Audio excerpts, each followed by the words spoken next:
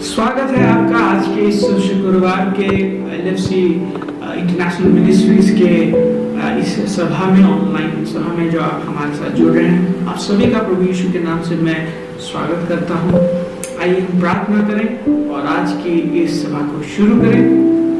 आज आप 7 वाणियां सुनने वाले हैं, तो धैर्य रखें, आराम से बैठें और एक के बाद एक परमेश्वर के खादिम आते जाएंगे और आपको एक के बाद एक वचनों को सुनाते जाएंगे।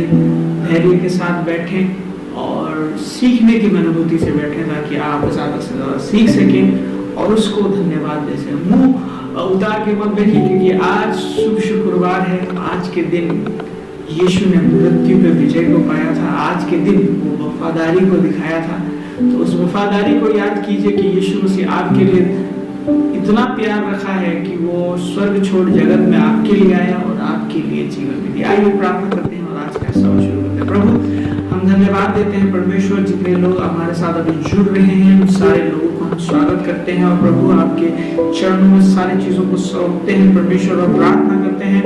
आज जब परमेश्वर हम इस गुड फ्राइडे को, शुभ शुक्रवार को परमेश्वर मनाते हैं, परमेश्वर आपकी आत्मा हर एक से बातें करे और परमेश्वर हम उस बलिदान को याद कर पाए जो बलिदान परमेश्वर आपने 2000 साल पहले हमारे लिए दिया था, और उस वफादारी को याद कर पाए जिस वफादारी की वजह से परमेश्वर, जिस प्यार की वजह से परमेश्वर आप स्वर्ग छोड़ पृथ्वी में हमारे लिए आए। प्रार्थना करते हैं परमेश्वर, हर एक वक्ता के लिए प्रार्थना करते हैं परमेश्वर, जो भी वो बोलेंगे परमेश्वर आपके वचन से बोलने पाए और परमेश्वर आपके वचन से हर एक को उत्साहित करने पाए। जितने लोग जुड़ रहे हैं, जुड़ने वाले हैं या फिर बाद में हमें देखने वाले हैं परमेश्वर, हर एक को तो आशीष देना। हर एक वक्ताओं को आपके हाथों में देते हैं, पूरे समय को आपके हाथों में देते हैं और इस दुआ को सिर्फ और सिर्फ आने वाले यीशु नासरी के नाम से मांगते हैं। सुन स्वर्ग में और ग्रहण कर, आमीन। धन्यवाद। आप आगे बढ़िए और हमारे साथ जुड़े रहिए और एक के बाद एक 7 वाणियों को जरूर सुनिए। धन्यवाद।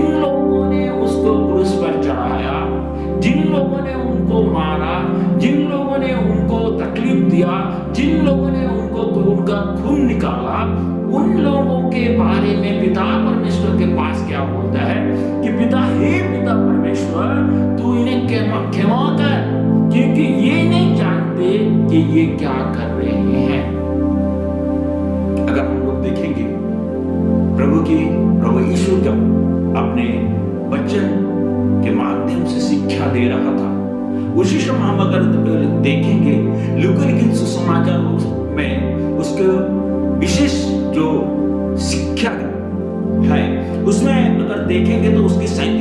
अध्याय में 37 पद में लिखा जाता है, 6 की 37 में, दोष मत लगाना तो तुम पर दोष नहीं लगाया जाएगा, दोषी ना ठहराओ तो तुम भी दोषी ना ठहराओ जाओगे, क्षमा कर तो तुम्हें भी क्षमा दिया जाएगा।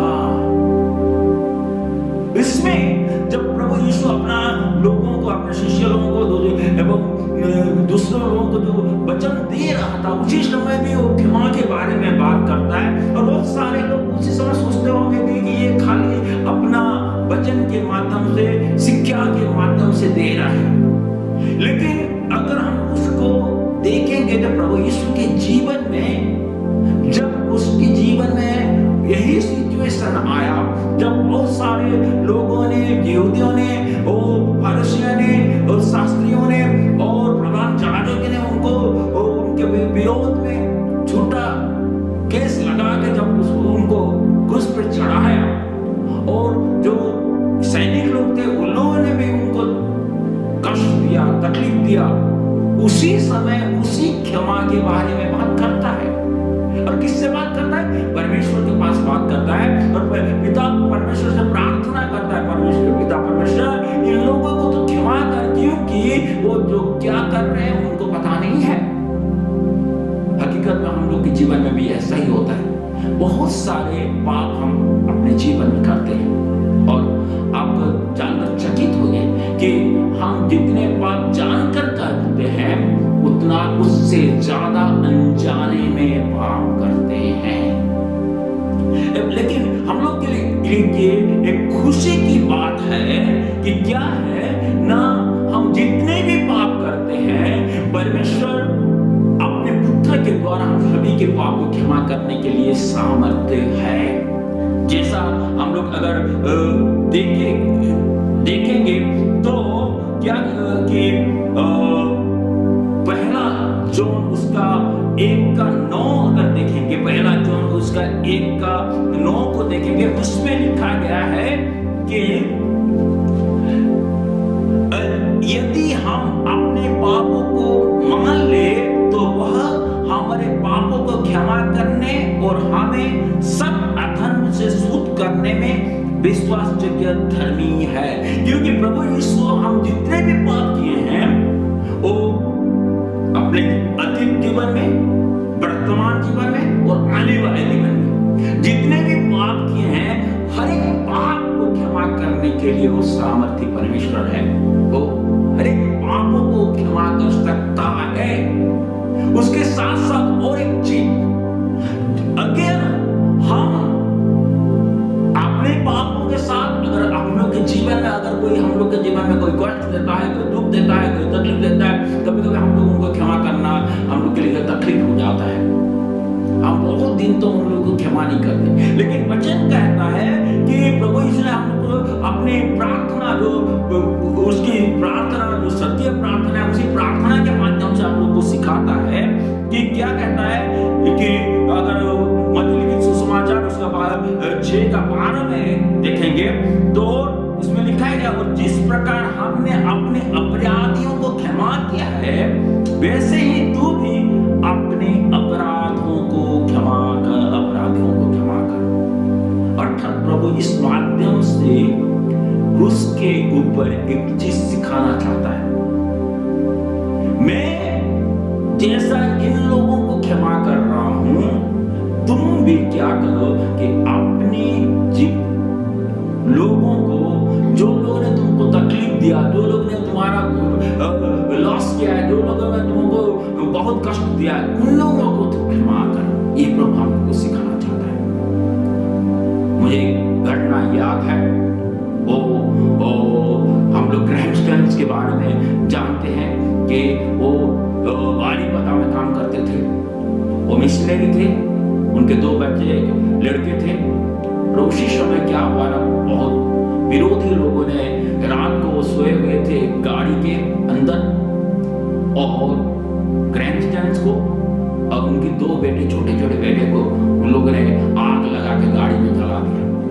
और ये एक बहुत बड़ा इंटरनेशनल इशू हो गया, बहुत चारों तरफ से लोग आने लगे और उसी समय दूसरे दिन क्या हुआ ना, इंटरव्यू के लिए ग्लैडिस स्टैंड, जो ग्राहम स्टैंड की वाइफ थे, उनको बहुत सारे पत्रकार आके पूछने लगे कि आप क्या चाहते हैं, जिन लोगों ने आपके बेटे लोगों को, जिन लोगों ने आपके हस्बैंड को जला दिया, उनके बारे में आप क्या चाहते हैं।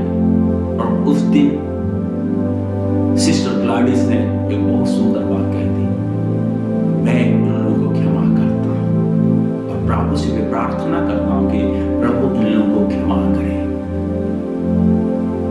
उस दिन की जो सारा दुनिया चकित हो गया, खासकर इंडियन जर्नलिस्ट लोगों ने चकित हो गया कि एक कैसे ये औरत है जो अपने हस्बैंड को जो मारे हुए हैं, जो बच्चे को मारे हुए हैं, जिन शत्रुओं ने मारे हैं, जो विरोधियों ने मारे हैं, उनको कैसा क्षमा कर सकती है। और आप अगर चाहेंगे, जो लोग मसीह को जानते हैं, जो मसीह के प्रेम को जानते हैं, जो क्रूसीय प्रेम को जानते हैं, वो अगर जानेंगे तो प्रभु ने यही विषय सिखाया था। प्रभु यीशु ने क्रूस पर यही विषय हम लोग को सिखाया था। एवं सिस्टर ग्लैडिस ने वही चीज किया था कि अपने शत्रुओं को क्षमा किया था। आज जब हम प्रभु यीशु की त्याग को स्मरण कर रहे हैं, उसके त्याग को देख रहे हैं, पढ़ रहे हैं, जान रहे हैं, सुन रहे हैं, आज हम सभी के लिए भी एक सीखने वाली बात है। आज हम सभी के लिए भी एक सीखने वाली बात है कि हम इस शिक्षा के माध्यम से, इस वाणी के माध्यम से क्या सीखना चाहते हैं।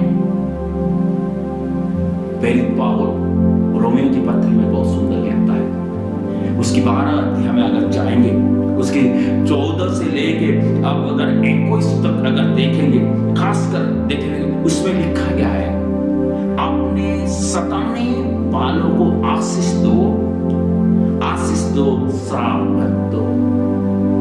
उसके बाद लिखा है, आनंद करने वालों के साथ आनंद करो, रोने वाले के साथ रो, आपस में एक समान मन रहो, अभिमानी ना हो, परंतु दीन के साथ संगति रखो, अपनी दृष्टि में बुद्धिमान ना हो, बुराई के बदले किसी से बुराई ना करो, जो बात सब लोगों के निकट भली है उन्हीं की चिंता करो।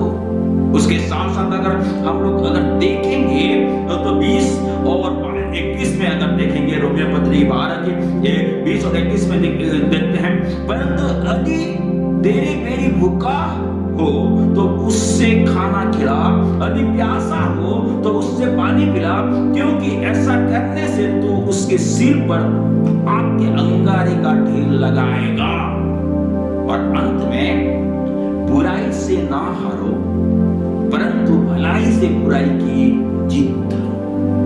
हम लोग के जीवन में भी बहुत सारे जीवन में घटना आता है, खासकर कभी कभी बहुत सारे हम लोग के विरोध में चले जाते हैं हम लोग के जीवन में, और खासकर इन दिनों में तो बहुत सारे प्रभु के लोगों को मिनिस्ट्री के ऊपर तकलीफ हो रहा है, धरना हो रहा है एवं वचन। लेकिन आज हम लोग को प्रभु की इस वचन के माध्यम से सीखना है, और जो हम लोग का विरोध कर रहे हैं, जो हम लोग को तकलीफ दे रहे हैं, जो हम लोग को कष्ट दे रहे हैं, हमें भी प्रभु यीशु की तरह उनको क्षमा करना है। हमें भी उन लोगों को क्षमा करना है और उनकी बुराई के बदले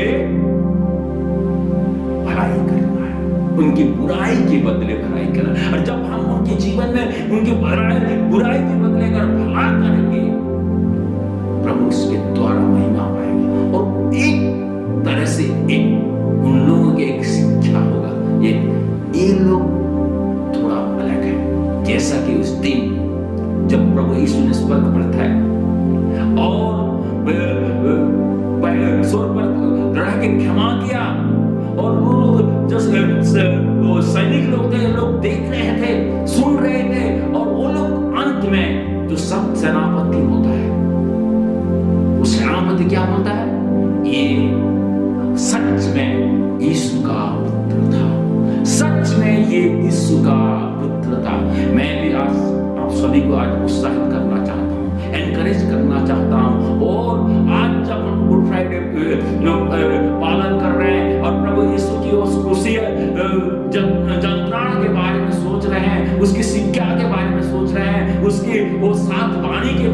सोच रहे हैं। और पहला वाणी जो है कि क्षमा के बारे में, हम अपने जीवन में क्षमा को सीखना है।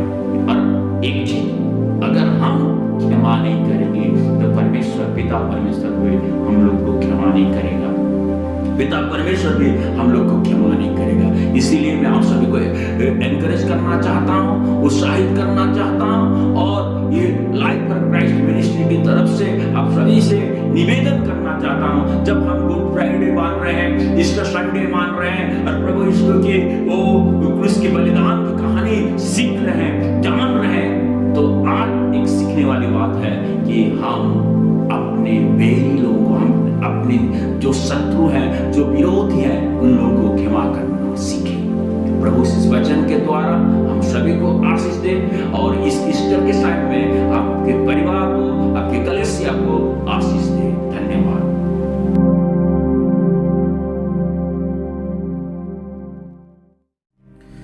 ओ क्रूसधारी, ओ क्रूसधारी, काहे तोहे चढ़ गयो सूली, काहे तोहे चढ़ गयो सूली। मैं तो बड़ा पापी इंसान, झूठ पे रहता जुबा, मैं तो बड़ा पापी इंसान, झूठ पे रहता जुबा। तुम्हें मैंने दी बहुत गाली, ओ मोरे क्रूसधारी,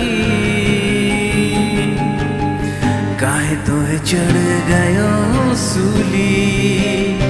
ओ क्रूसधारी, ओ क्रूसधारी, काहे तोहे चढ़ गयो सूली, काहे तोहे चढ़ गयो सूली।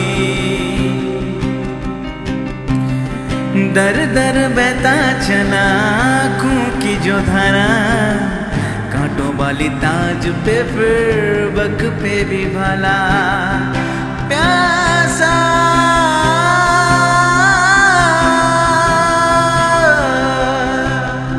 प्यासा होठे बोले पानी पानी पानी पानी पानी पानी पानी, प्यासा होठे बोले पानी पानी, हो मोरे क्रूसधारी, काहे तोहे चढ़ गयो सूली, काहे तोहे चढ़ गयो सूली। ओ क्रूसधारी, ओ क्रूसधारी, काहे तोहे चढ़ गयो सूली, काहे तोहे चढ़ गयो सूली।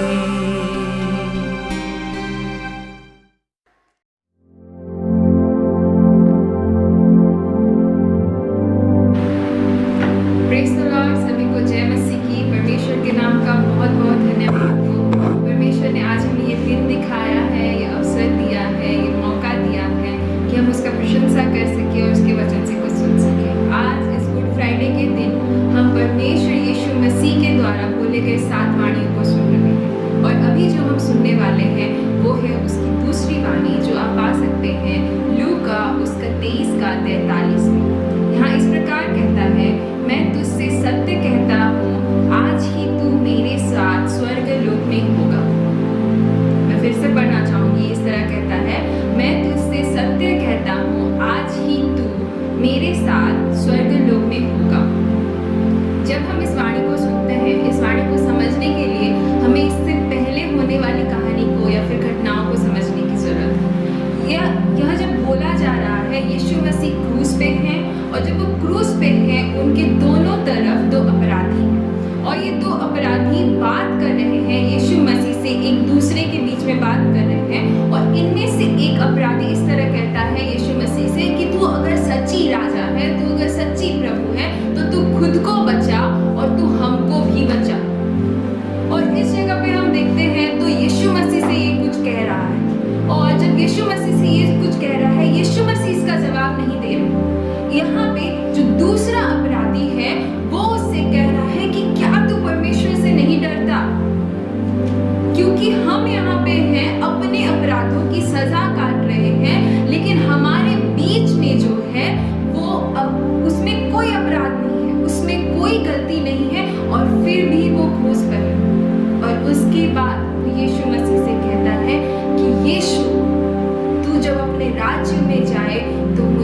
बात करना।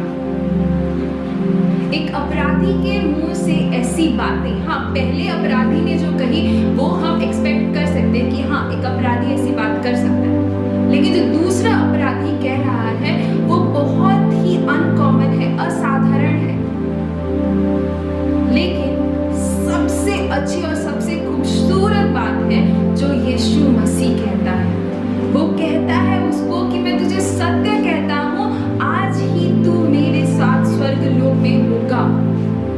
जब यीशु मसीह किसी को बोलता है तो स्वर्ग लोक में होगा, हम सोच सकते हैं कि हाँ वो बहुत बड़ा धार्मिक हो सकता है जिसको यीशु मसीह खुद बोले कि तू स्वर्ग लोक में मेरे साथ होगा, या फिर कोई बहुत बड़ा पास्टर, बहुत बड़ा अच्छे काम करने वाला शायद जिसने अपनी जिंदगी में कोई गलतियां नहीं की हो।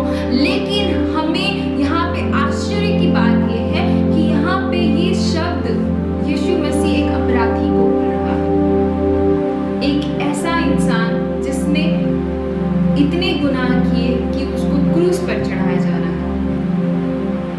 हम में से कई हैं जो हम अपनी जिंदगी को जब देखते हैं हमें लगता है कि मेरी जिंदगी में भी पाप भरा हुआ है, मेरी जिंदगी में भी बहुत सारी मैंने गलतियां की है।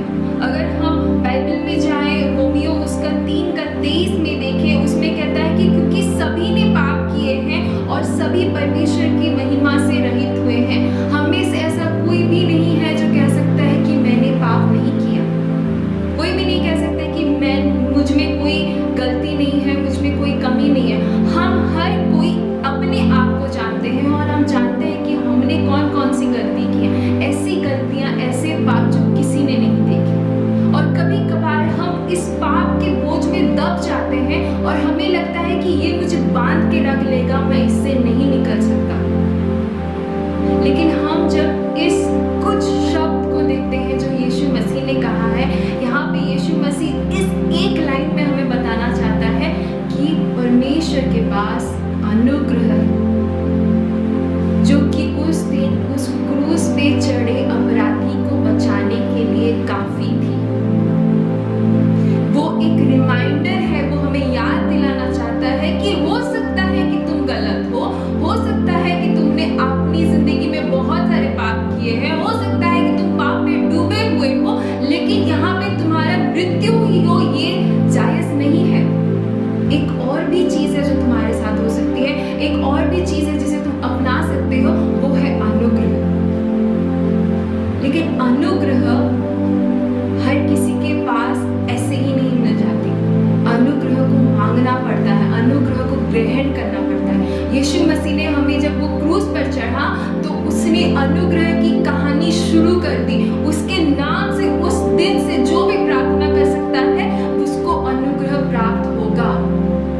हमारा परमेश्वर हमारी गलतियों के लिए सजा देने वाला परमेश्वर नहीं है। हमारा परमेश्वर हमारी गलतियों को माफ करके हमारी जिंदगी बेहतर करने वाला परमेश्वर है। जब इस समय आज यहाँ पे हम वचन से सुन रहे हैं, हम इस अपराधी के बारे में देख रहे हैं। दो अपराधी, दोनों ने ही पाप किया, दोनों ने ही गलतियां की, दोनों की ही जिंदगी एक ही मोड़ पे आके खत्म हो रही है। लेकिन एक अपने पापों को नहीं देख रहा और दूसरे पे उंगली उठा के कहता है कि तू है तो तू मुझे बचा, तू क्यों नहीं कर पा रहा है। और दूसरा है जो अपनी गलतियों को मान रहा है, वो कह रहा है कि हाँ मुझसे गलती हुई है, हाँ मैंने पाप किया, और वो ये भी विश्वास कर रहा है कि मुझे इन गलतियों से, मुझे इन बंधनों से सिर्फ यीशु मसीह ही छुड़ा सकता है। और वो यीशु मसीह की ओर एक कदम बढ़ा रहा है। अनुग्रह की कहानी ये है कि जब आप यीशु मसीह की ओर एक कदम बढ़ाते हैं तो यीशु मसीह आपको अनंत जीवन की ओर लेना शुरू कर देता है। उसने एक लास्ट चांस लिया उस अपराधी ने, और यीशु मसीह ने अपने हाथों को फैलाते हुए उसे गले लगाते हुए कहा कि हाँ तू स्वर्ग लोक में होगा। एक बार हम सोच लें कि उस अपराधी ने जब यीशु मसीह के मुंह से ये बातें सुनी होंगी, उसके दिल में क्या हुआ होगा। उस वक्त तक शायद तक वो सोच रहा होगा कि सब कुछ खत्म है, सब कुछ खत्म है, अब कुछ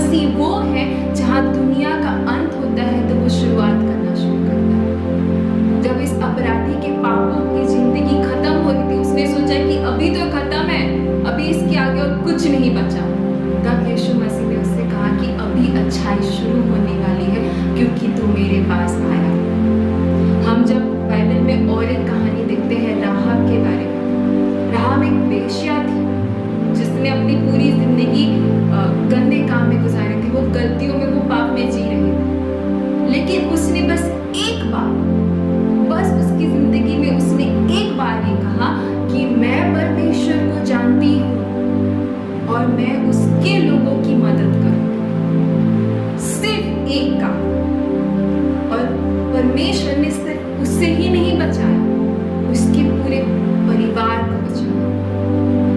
आप जब अनुग्रह की ओर चलना शुरू करते हैं, आप अपनी जिंदगी को भी बनाते हैं, आप अपने साथ अपने परिवार की जिंदगी को भी बनाते हैं। बाइबल में कहा जाता है, अगर यूहन्ना 3:16 देखें, ये सबसे खूबसूरत बाइबल वर्स है, और वहां पे कहा जाता है कि परमेश्वर ने जगत से इतना प्यार किया कि उसने अपने एकमात्र बेटे को दे दिया। और जो कोई भी, उसमें कोई क्वालिफिकेशन नहीं लिखा कि इतने अच्छे काम किए हो, ये किया हो, वो किया हो, उसमें एक क्वालिफिकेशन लिखा है कि जो कोई भी उस पे विश्वास करे कि हाँ वो मुझे बचा सकता है, हाँ वो मेरी जिंदगी संवार सकता है, हाँ वो मुझे इस बंधनों से निकाल सकता है, और वो उसे अनंत जीवन देगा। अगर हम बाइबल में और एक वर्स को देखें, वहां पे कहता है, पहला यूहन्ना 1:9, वहां पे कहता है कि अगर हम अपने आप के पापों को स्वीकार करें, अपनी गलतियों को स्वीकार करें, तो परमेश्वर विश्वस्त है कि वो हमारे पापों की क्षमा करेगा और हमें अनंत जीवन देगा। जब आज हमारे पास इतनी बड़ी चीज है, जो अनुग्रह है, जो हमारी जिंदगी का एक यू टर्न हो सकता है, जो हमारी जिंदगी के, हम जिसको सोच रहे कि हाँ ये खत्म है मेरी जिंदगी यहाँ से, लेकिन वहां से एक नई शुरुआत कर सकता है, तो हम क्यों विश्वास ना करें? हम क्यों यीशु मसीह के पास ना आए?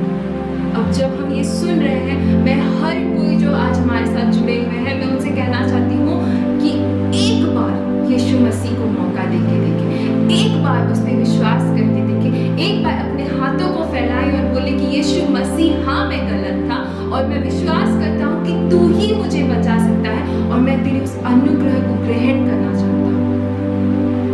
उस दिन जैसे उस अपराधी की जिंदगी को परमेश्वर ने बचा दिया था, उससे बोला कि तू मेरे साथ स्वर्ग लोक में होगा, आज परमेश्वर हमारी जिंदगी को भी पलट सकता है। हो सकता है आपको लग सकता है कि इसमें से मुझे कोई नहीं निकाल सकता, लेकिन बाइबल कहता है कि परमेश्वर के लिए कोई भी विषय असाध्य, असंभव नहीं है। उसका अनुग्रह हमारे लिए काफी है। आज इस वचन को मैं आपको बोलना चाहती हूँ कि खुद को बोले कि उसका अनुग्रह मेरे लिए काफी है। मैं, हो सकता है मेरी जिंदगी के सबसे डिफिकल्ट टाइम में हो, सबसे मुश्किल टाइम में हो, लेकिन उसका अनुग्रह मेरे लिए काफी है। वो क्रूस पे चढ़ा, वो मेरे लिए मरा, वो मुझसे बेहद प्यार करता है, और उसका अनुग्रह मेरे लिए काफी है। उस दिन उस अपराधी के लिए उसका अनुग्रह काफी था, आज मेरे लिए, आज आपके लिए, आज सभी के लिए उसका अनुग्रह काफी है। आइए आज इस गुड फ्राइडे के दिन उसके अनुग्रह को रिसीव करें, उसके अनुग्रह को ग्रहण करें और बोले कि परमेश्वर, मेरी जिंदगी तेरी है और ये जिंदगी अब तेरे अनुग्रह पे चलेगी, तेरे प्यार पे चलेगी। परमेश्वर आप सभी को इस वचन से आशीष दें।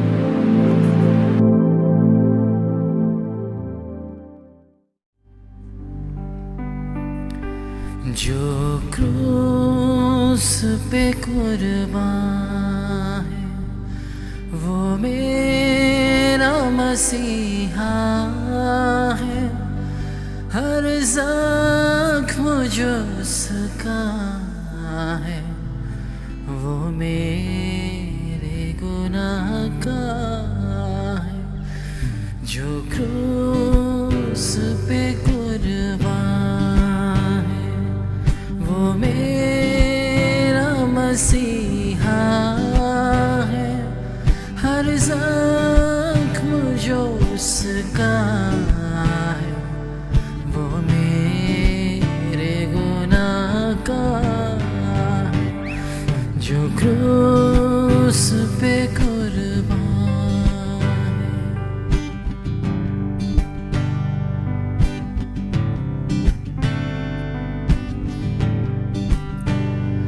इस दुनिया में ले आए मेरे ही गुनाह उसको, मेरे ही गुनाह उसको। ये ज़ुल्म और सितम उस पर मैंने ही कराया है।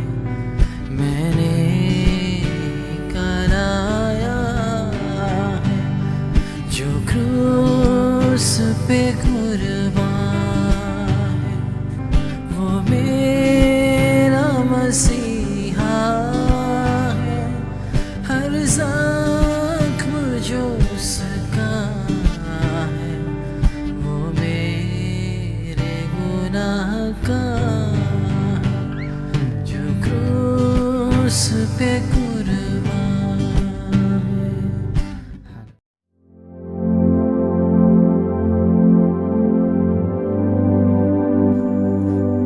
Praise the Lord. जय मसीह की। मैं प्रभु का धन्यवाद करता हूँ कि आज मुझे फिर से एक बार परमेश्वर की वचन की सेवा करने के लिए परमेश्वर ने मौका दिया। प्रभु यीशु मसीह का उस 7 वचन में से मैं तीसरे वचन को आपके सामने रखना चाहूंगा और यहाँ ऐसे लिखा है,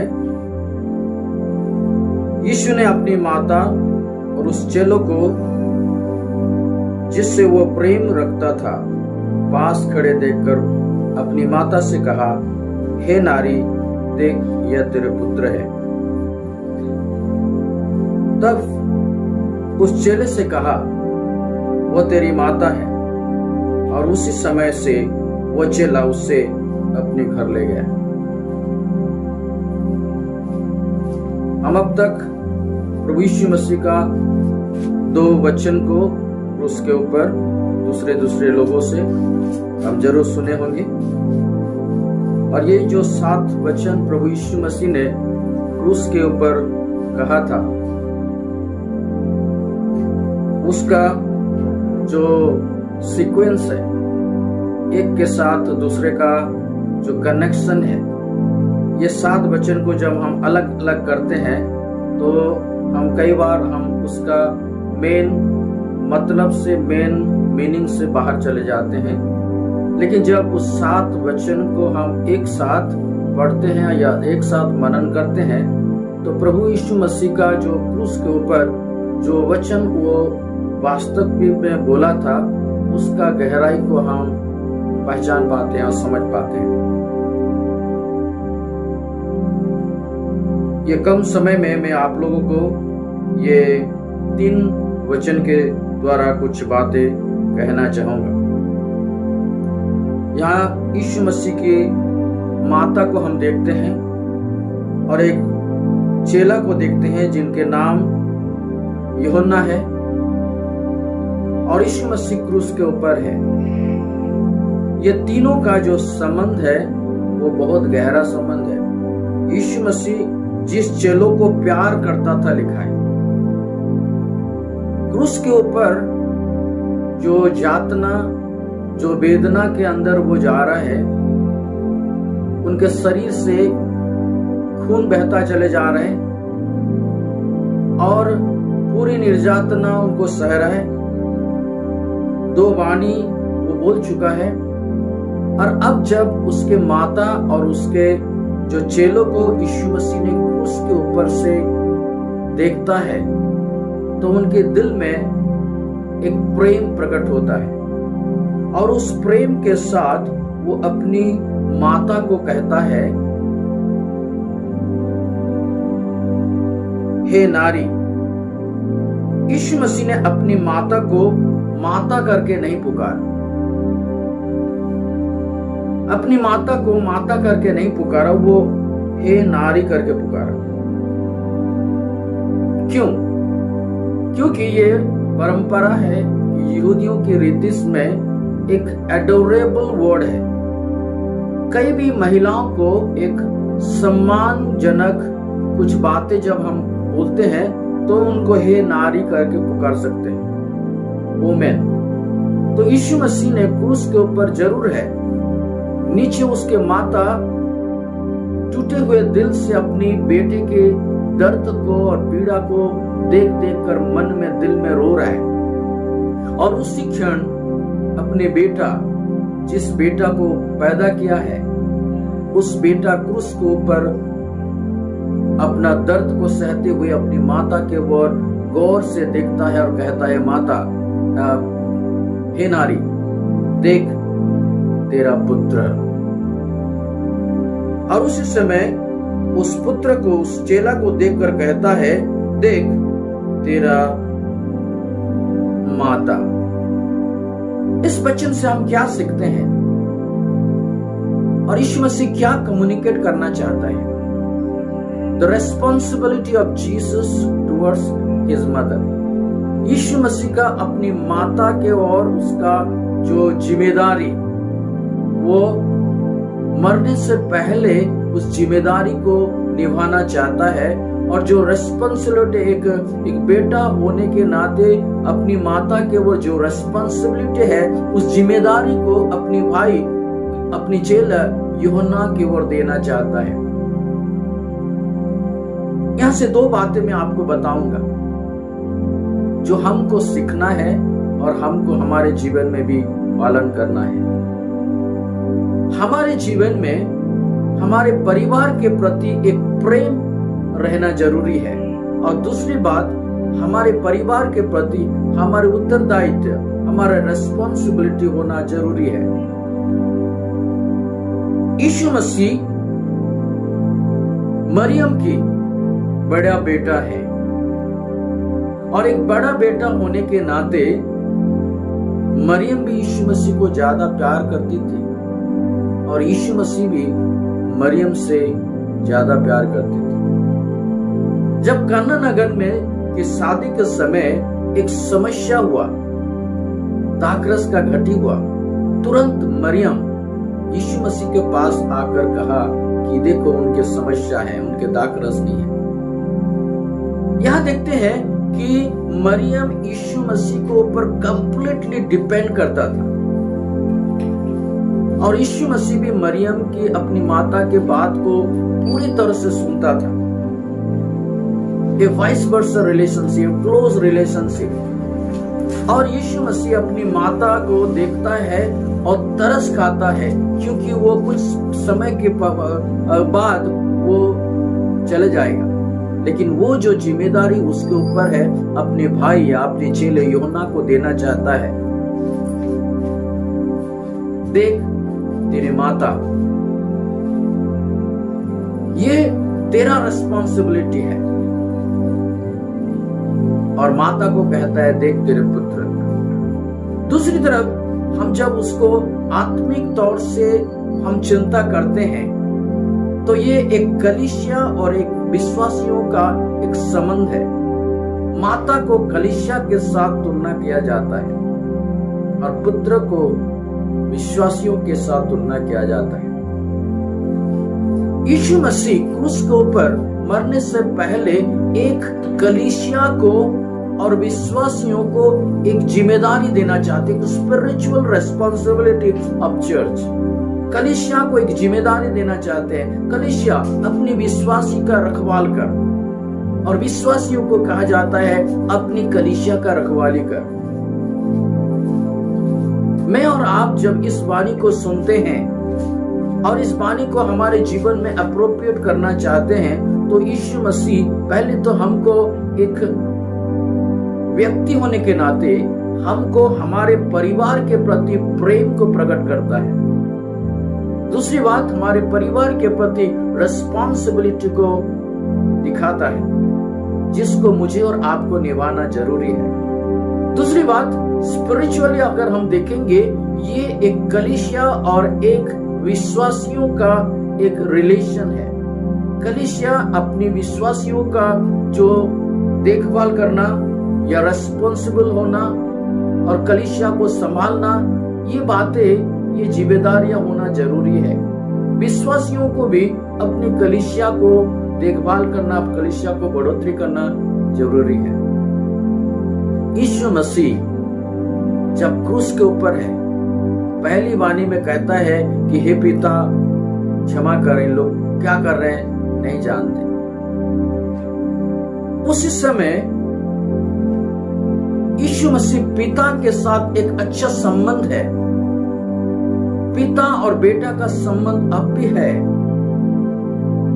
और उस संबंध से वो हक से कहता है हे पिता इनको क्षमा कर, ये लोग नहीं जानते वो क्या कर रहे हैं। और तब दूसरी वाणी में जब वो कहता है कि अपनी हक को वो दिखाकर कहता है कि तू आज मेरे साथ स्वर्ग जाएगा, भारत में पैराडाइज को जाएगा। तीसरी वाणी में वो अपनी जिम्मेदारी को, अर्थली रिस्पॉन्सिबिलिटी को प्रकट करता है। चौथी वाणी में वो परमेश्वर के साथ एक नाता टूट जाता है, क्योंकि क्रूस के ऊपर यीशु मसीह एक घिनौने पापी जैसे दिखाई देता है, क्योंकि दुनिया के सारे लोगों का पाप की गठली को, पाप के बोझ को लेकर वो क्रूस के ऊपर लटका हुआ है, और परमेश्वर अपने पुत्र को कुछ समय के लिए वो अपना मुंह फेर लेता है, और उसी समय अंधकार हो जाता है। उस अंधेरों में बिलखते बिलखते रोते हुए यीशु अपनी परमेश्वर से पुकारता है। क्यों? अपने पिता ने पुत्र को त्याग दिया है, इसलिए वो अभी वो पिता नहीं कह रहे, वो कह रहा परमेश्वर। ये अर्थली सिचुएशन है, लेकिन हम जब पांचवी वाणी और छठवीं वाणी में जाते हैं, वो छठवीं वाणी में वो कहता है कंप्लीट हो गया।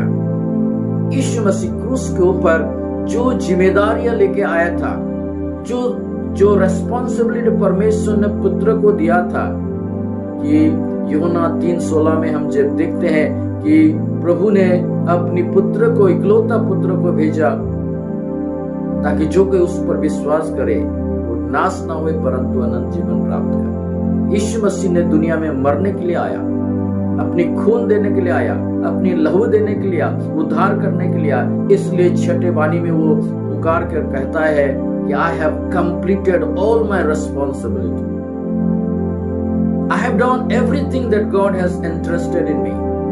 मेरे पिता ने जो कुछ मुझे कहने के लिए भेजा था, करने के लिए भेजा था, मैं कर चुका हूं।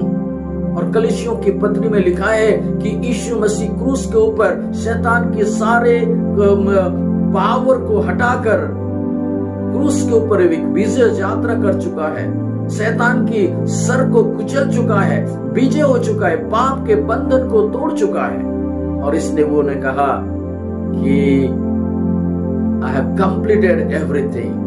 और फिर सातवीं वाणी को हम जब आते हैं कि पुत्र के एक रेस्टोरेशन अपने पिता के साथ होता है, और बोलता है पिता मैं अपनी प्राण को, मेरे आत्मा को तेरे हाथों में समर्पित करता हूं। पहली वाणी में पिता करके पुकारता है, आखिरी वाणी में पिता करके पुकारता है, क्योंकि उसका कट अप रिलेशनशिप फिर रेस्टोर होता है। क्योंकि ये सातवीं वाणी, इस few hours on the cross, Jesus accomplished the great salvation। क्रूस के ऊपर इस क्षण समय कुछ घंटों में प्रभु यीशु मसीह क्रूस के ऊपर जो सामर्थ्य कार्य किया है, उन्होंने कहा मैं सब कुछ समाप्त कर चुका हूं, सब कुछ समाप्त हो गया, रेस्पॉन्सिबिलिटी सब समाप्त हो गया। जिस काम के लिए मैं आया था, जिस लहू देने के लिए आया था, मेरे एक एक कतरा खून को मैंने डाल दिया है। क्योंकि वचन में हम पढ़ते हैं एक व्यक्ति आकर यीशु मसीह के साइड में वाला मारा और लहू और पानी निकला। Every drops of his blood is shed for us। और सातवीं वाणी में वो कहता है पिता I give my spirit to you। एक restoration of father son relationship। जब एक restoration of father son relationship हम देखते हैं, तब हम जानते हैं कि God accepted his son again because his son accomplished every task, every responsibility which was entrusted to him। तो तीसरी वाणी में हम उस बात को देखते हैं कि यीशु मसीह अपनी माता को उस रेस्पॉन्सिबिलिटी देता है, अपनी भाई या अपनी चेला को उस रेस्पॉन्सिबिलिटी देता है और कहता है देख तेरा माता, और इस माता का रेस्पॉन्सिबिलिटी तुझे लेना है, इस माता का जिम्मेदारी तेरे हाथों में है, इस माता का जिम्मेदारी तेरे पास में है। You have to feed her, you have to take care of her, you have to take every responsibility of your mother। अब मेरे प्रियो, विश्वासी होने के नाते हमारा जिम्मेदारी कलीसिया को संभालना। कलीसिया एक माता है, कलीसिया एक माता है। कलीसिया पुत्र को जन्म दे सकती है। जब हम आज प्रभु यीशु मसीह का उस वाणी को गौर करके समझते हैं कि प्रभु आज भी हमें कहता है, we have to love our family, we have to take responsibility our family. और दूसरी बात, आत्मिक तौर पर we have to love our church, take care of our church, we have to do all that is necessary that our church may extend and grow। प्रभु यीशु मसीह मुझे और आपको उस छोटे से वाणी के द्वारा उत्साहित करना चाहता है, और मैं आप लोगों के साथ ये छोटे से वचन रखकर मैं विदा लेता हूं। प्रभु आप सबको आशीष दे, आमीन।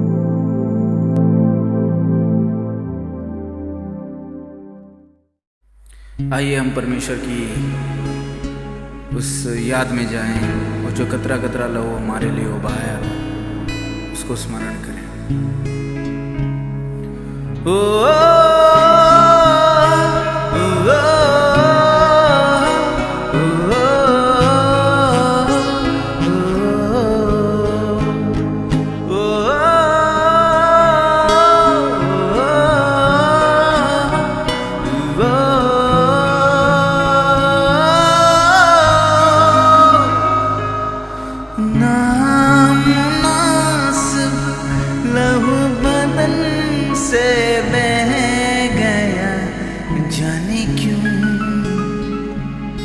सोचा नहीं कब इतनी मोहब्बत दे गया, जाने क्यों सारे सितम सारे जख्म चुपके से सह गया, जाने क्यों लम्हा लम्हा सोचूं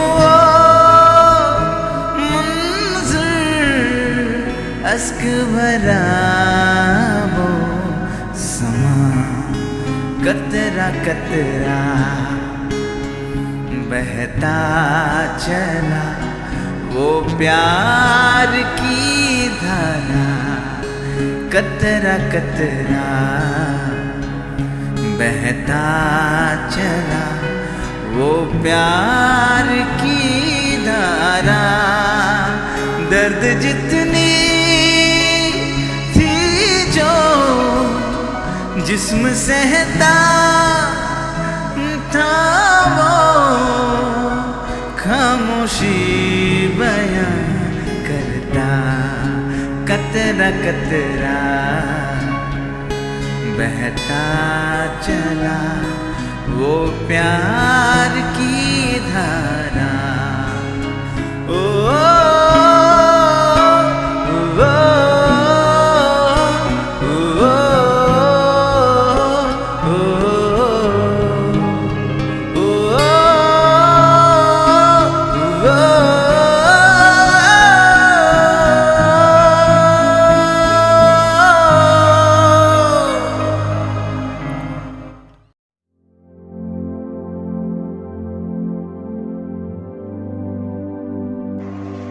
I thank God for this privilege to bring the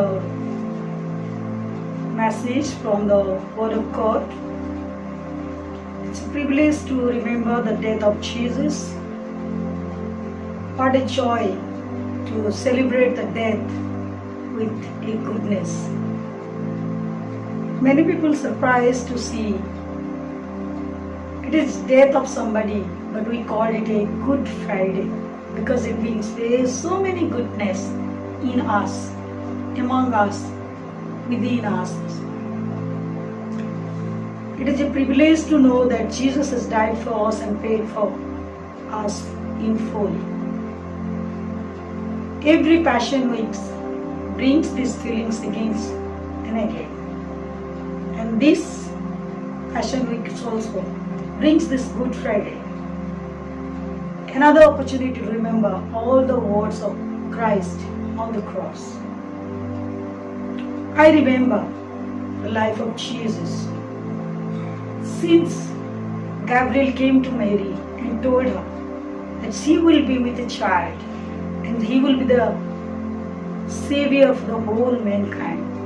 Since then, she has been thinking many things about that. and she was waiting for the day when it will come in fullness. Many times she tried, and she asked also to others, listen to him, obey to him, whatever he says.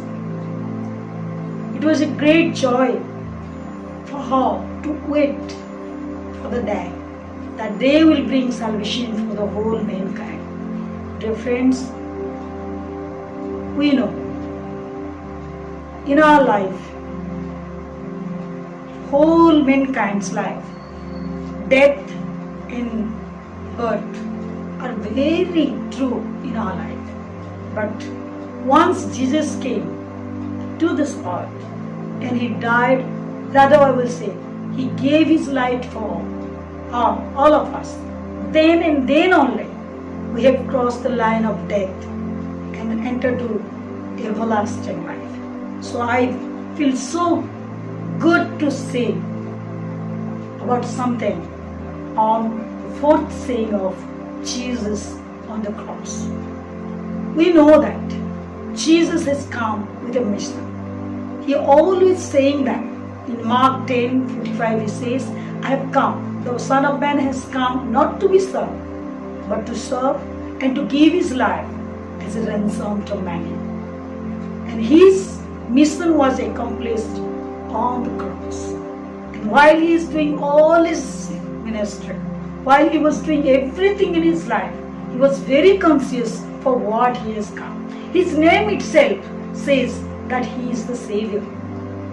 Even when John sees him on the roads, in John chapter 1 verse 29, he declares before everybody and says, behold the Lamb of God. Everybody was waiting on that day, dear friends. Before 2000 years ago, all the Palestinians, all the Jews has been celebrating this day, feast, has been celebrating these days so joyfully. But this Passover was not the same like that, because the Passover lamb was not the ordinary one, or not an animal, but rather the Son of God was there. He was prepared to die for the whole human beings, and he is going phase-wise. As the word of God says, as he knows that the time has come, he came to Jerusalem. He came to Jerusalem to die for us. Many people say that who can kill him? No, he has given his life for us. He chose this. In Philippians 2, we see very nicely. Philippians 2nd chapter, verses 5 to 11. It describes his humbleness. It describes his godliness. Being God, he took out every glory that he's supposed to have. He gave it up and he humbled himself. Paul describes it so nicely and he says, he chose to die on the cross. He chose to take all the sins of the world on him. And that was the situation Jesus was on the cross.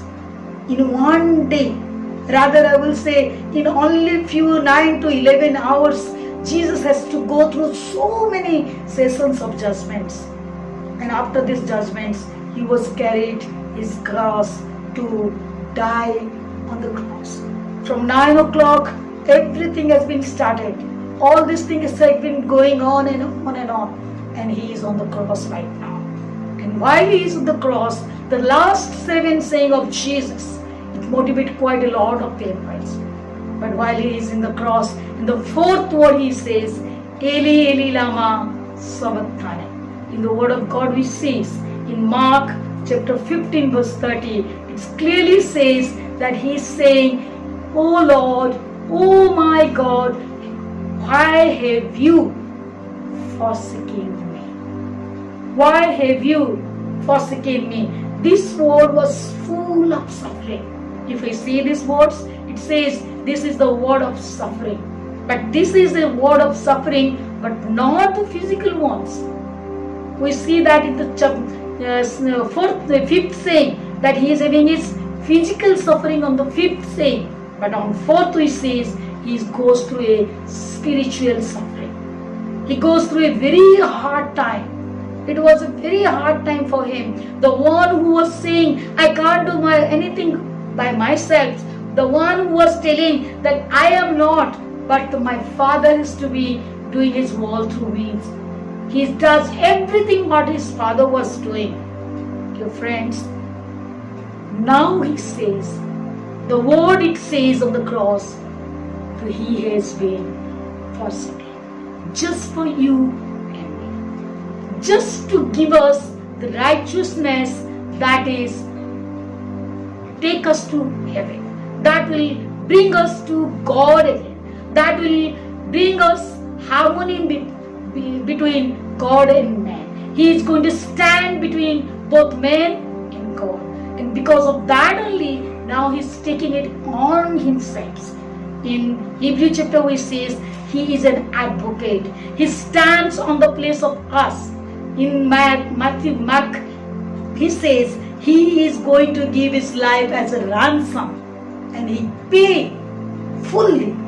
And while he is paying the payment, while he is paying for the sin of each and every one of us, he has been forsaken. Because our Father God, who is the Holy One, he cannot see his Son with sin. So this suffering was very hard for him. Today we see we don't have to do anything else.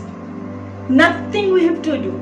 There was time when every year all the Jews has to come with so many things, so many ceremony, so many offerings, so many rituals has to be done in their life. Even in Jesus' life we see, in Luke chapter 2, we see every year it says, they goes to the temple celebrating or observing all the rituals that the law of Moses has been asked. But when Jesus came to this world, there was no need of any more blood of animals, but he is ready to pay it full. Today, we don't have to do anything. The word of God says we don't have to do anything to be his children. We don't have to be doing so many tradition, rituals and everything that we're supposed to do. But only one thing we do. According to John chapter 1 verse 12, if we believe in him, if we accept him, Jesus himself said that if anybody, whoever it may be, doesn't matter how great sinner he is, and he proves it on the cross itself, he forgives the sinner, he forgives the thieves on the cross, and he says, today he will see me in paradise, will meet in paradise. He proves that he is able to forgive our sins. And that day he asked everybody, if you just believe in me, if you just trust in me, you do not have to do anything. You just accept me and I'll clean you from all your sins. In 1 John chapter 1 verse 9 it says, if we'll confess all our sins, he is faithful. He is faithful. He is righteous. He is just to forgive all our sins and make us like him. He start working on us. He start making us like him, his children. And it says, those who believe in him, those who accepted him as their personal savior, as God, those has been given the opportunity to be called child of God, sons of God. Lord, Jesus has come to save you and give you the legal certificate to go and stay with the Lord. We can be with the Lord again just because he has taken all the suffering, all the pains, all the things that he's supposed to go through. Dear friends, today if we look back to 2000 years back and we see his body, if we see his life, totally different person altogether. Someone who can say to the nature, stop, be quiet, and everything can be quiet. But now he is submitted himself. He gave himself to the hand of a simple fellow who has been given authority from God, and he gives his life only for you and me. Today let's check ourselves. How is our submission? Are we ready to submit ourselves till to the death? Paul says in Philippians 2, he says, he was humble, he was obedient to death on a cross. And he was not worried what type of death it was, what people will think, who will think what about him, how people will laugh at him. He was not concerned about it, but his target is to save you. Today the word of God, it says, the last word of Christ, it says on the cross again, remind us that he has suffered, not only physically, but spiritually, to save you and me from this sin. Are you saved today? Are you born again? Are you clean today? Are you a child of God today? He wants to make you like himself. Do we think, so long I have been doing this, I have been celebrating these festivals, so long I have been hearing these words of God, so long I have been listening to all sayings, why I have to be very concerned on this? The word of God says, if we have been saved, are we made in his image? Because he is still working in us. He still wants to make us like him himself. As he is, he will be making us same way. Dear friends, are we ready to be like him? I like a song, it says, he's still working on me to make me what I ought to be. He died on the cross, dear friends. He paid in full. Everything has been paid just for you and me, to clean us, to make us like him only. But today, are we in his image? Are we in his image?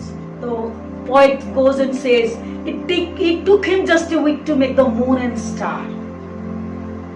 He's still working on it. He is still working on us to make us like him. Make us like him. Are we willing to serve him? Are we willing to listen to him?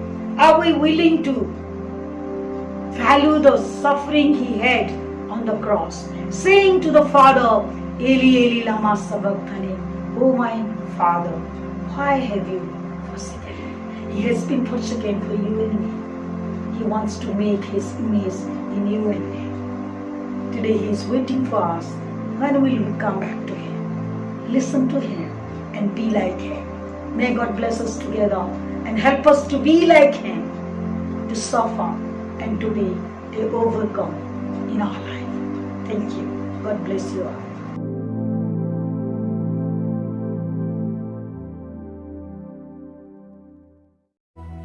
आइए कुछ समय परमेश्वर की आराधना करें। हम सब जानते हैं एक गाना है तेरा लहू बड़ा। सब लोग मिल के हम लोग परमेश्वर की स्तुति महिमा करें। क्योंकि उस लहू में जो ताकत है, जिससे हम पाते हैं छुटकारा। क्योंकि उस लहू में जो ताकत है, जिससे हम पाते हैं छुटकारा। कभी तूने किसी से न कुछ मांगा, कभी तूने किसी से न कुछ चाहा, कभी तूने किसी से न कुछ मांगा, कभी तूने किसी से न कुछ चाहा। हालेलुया हालेलुया हालेलुया हालेलुया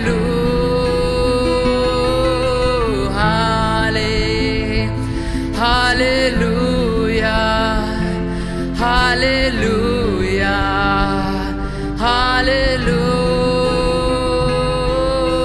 तेरा लहू बड़ा कीमती है प्रभु, तेरा लहू बड़ा कीमती है, तेरा लहू बड़ा कीमती है प्रभु, तेरा लहू बड़ा कीमती है।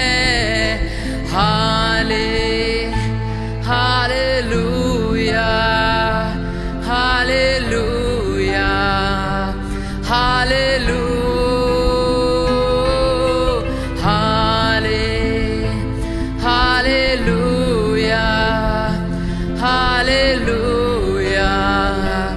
हालेलुया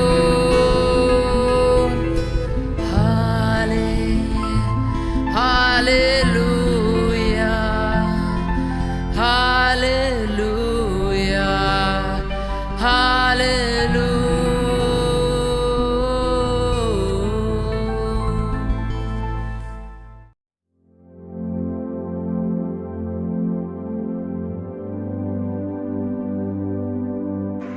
सभी को जय मसीह की। मेरा नाम प्रीतम है और मैं आज यीशु मसीह के द्वारा कहे गए 7 वाणियों में से एक जो पांचवा वाणी था उसको मैं आपके सम्मुख प्रस्तुत करना चाहता हूँ। और वो जो 5वां वाणी जो यीशु ने अपने अंतिम समय में क्रूस पे उन्होंने जो वो कहा था वो था, मैं प्यासा हूँ, मैं प्यासा हूँ। और आइए हम वचन से देखते हैं कि यीशु ने क्या कहा था। यूहन्ना उसका 19वां आयत इसका 28 और 29 पद को अगर हम पढ़ेंगे तो इसमें इस प्रकार लिखा गया है। इसके बाद यीशु ने यह जानकर कि अब सब कुछ पूरा हो चुका, इसीलिए कि पवित्र शास्त्र में जो कहा गया वह पूरा हो, कहा, मैं प्यासा हूँ। वहाँ सिरके से भरा हुआ एक बर्तन रखा था, अतः उन्होंने सिरके में भिगोए हुए स्पॉन्ज को जुफे पर रखकर उसके मुंह से लगाया।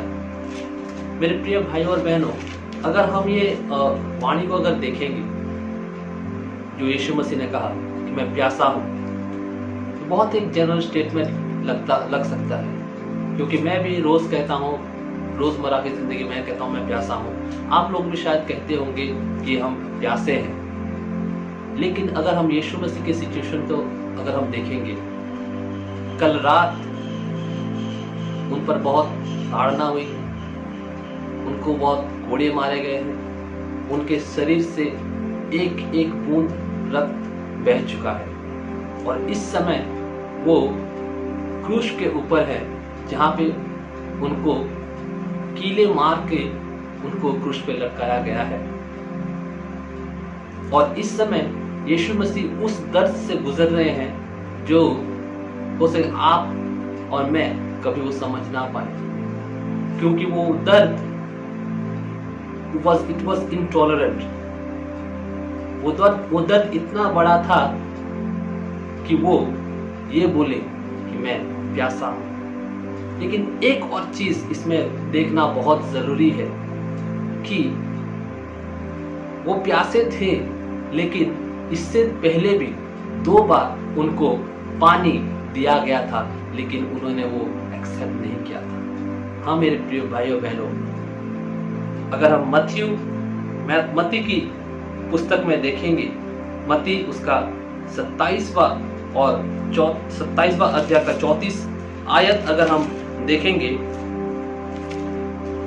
मैं आप लोगों के लिए पढ़ देना चाहता हूँ। 27 का 34वां आयत हम 33 से पढ़ेंगे। उस स्थान पर जो गुलगुलाता अर्थात खोपड़ी का स्थान कहलाता है पहुंचकर उन्होंने पीत मिलाया हुआ द्राक्षारस उसे पीने को दिया, परंतु उसने चख कर पीना ना चाहा। ये जो फर्स्ट टाइम था जब वो जो सोल्जर्स थे वहां पे मौजूद थे, उन्होंने यीशु मसीह को जब वो उस जगह पर पहुंचे, तुरंत ही उसके बाद उन्होंने पीत मिलाकर उनको उनकी प्यास बुझाने के लिए उनको दिया। अगर हम इंग्लिश बाइबल में देखेंगे तो वो वहां पे लिखा गया है, it was mixed with gall, GALL gall. अगर हम देखेंगे ये गॉल क्या चीज है, ये गॉल एक उस समय का एक सेडेटिव था जो कि शरीर को नंब कर देता था, सुन्न कर देता था, और उसे उसी टाइम में यूज करने की ये जरूरत थी कि जिसको हम क्रूस पे चढ़ा रहे हैं वो जल्द से जल्द मर जाए। ये एक तरह से अगर हम देखेंगे तो एक सुसाइड अटेम्प्ट भी कहा जा सकता है, मतलब ये एक सुसाइड की तरफ भी जा सकता है। तो जब ये चीज वो जो पीत मिलाकर उनको दिया गया और परमेश्वर ने, यीशु मसीह ने उसे चखा और वो उन्होंने उसको नहीं पिया। ये फर्स्ट टाइम था जब उनको कुछ पीने के लिए उनको ऑफर किया गया था। सेकंड में हम देखेंगे, सेकंड टाइम जब उनको पीने के लिए कुछ ऑफर किया गया था, लूका उसका 23वां अध्याय उसका 36वां पद, 36वां आयत में अगर देखेंगे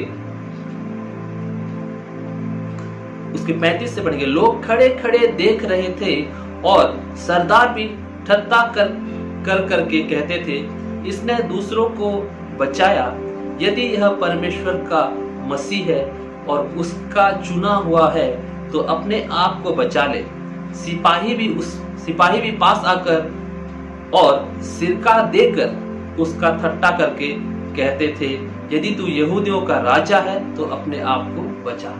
मेरे प्रिय भाई और बहनों, अगर इस सिचुएशन को हम देखेंगे, अभी वहाँ पे बहुत सारे लोग जमा हैं और वहाँ पे वो जो सदुकीज हैं और जो याजक हैं, फिर सिपाही लोग हैं, तो वो लोग भी वहाँ पर वो सब जमा है, वहाँ पे वो देख रहे हैं और वो क्या कर रहे हैं ना, वो यीशु की ठट्ठा कर रहे हैं, उनका इंसल्ट कर रहे हैं, उनको परिहास कर रहे हैं। और वो ठट्ठा करके वो जो पानी का जो सिरका है, वो जो सिरका है वो तो मिक्स्ड, इट वाज, अगर अंग्रेजी बाइबल में देखें, it was mixed with vinegar.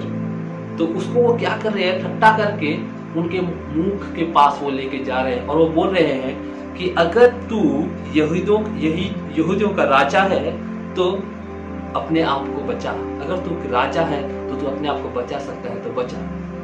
वो लोग उनको इंसल्ट कर रहे हैं, उनको ठट्ठा कर रहे हैं। ये सेकंड टाइम था जब उनको उनकी प्यास बुझाने के लिए उनको उनके पास कुछ पीने के लिए उनके मुख के पास वो लिया गया था।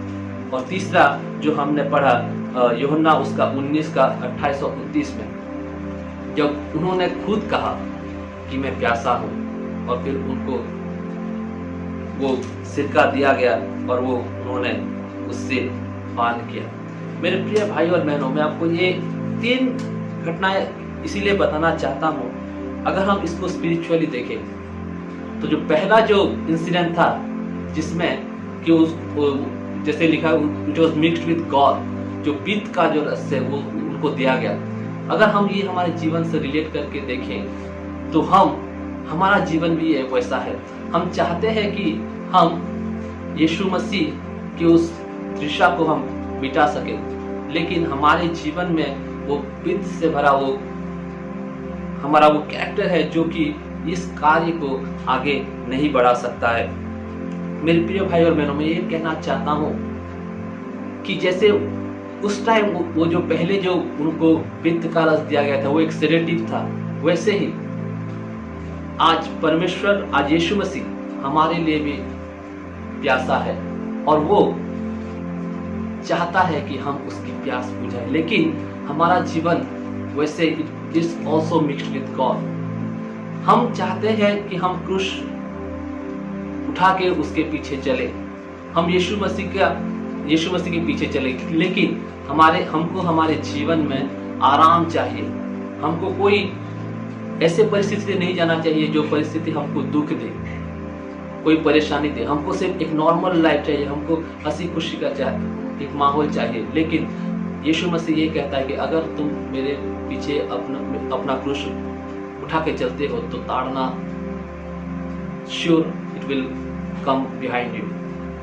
हमारे जीवन में दुख आएंगे, कष्ट आएंगे अगर हम यीशु मसीह के पीछे आ रहे हैं, क्योंकि जब हम यीशु मसीह के पीछे जाएंगे हम सच के पीछे जाएंगे, और सच बहुत लोगों के लिए कष्टदायक होता है।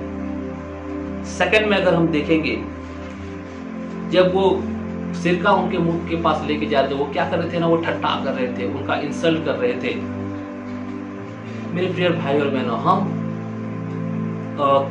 हम चाहते हैं कि हम यीशु मसीह का हम वो जो थ्रस्ट है, उनका जो प्यास है वो बुझा सके, हम उनके लिए कुछ कर सके, उनके लिए कुछ कार्य कर सके, लेकिन हमारा जीवन वो हमको वो अनुमति नहीं देता। हमारा जीवन ऐसा होता है कि हम स्टेज पे प्रचार करते हैं, हम वर्शिप करते हैं, हम बहुत कुछ ऐसा काम करना चाहते हैं जिससे यीशु मसीह खुश हो, लेकिन हमारा जीवन आत्मिकता में बहुत ही नीचे होता है। हम स्टेज के ऊपर चढ़ के हम प्रचार करते हैं, लेकिन हमारा जो फैमिली लाइफ होता है, हमारा सोशल लाइफ होता है, वो डिग्रेडेड होता है। वो क्या होता है ना, जब हम वो कार्य करते हैं तो वो यीशु मसीह के लिए ठट्टा बन के रह जाता है, वो इंसल्ट हो जाता है।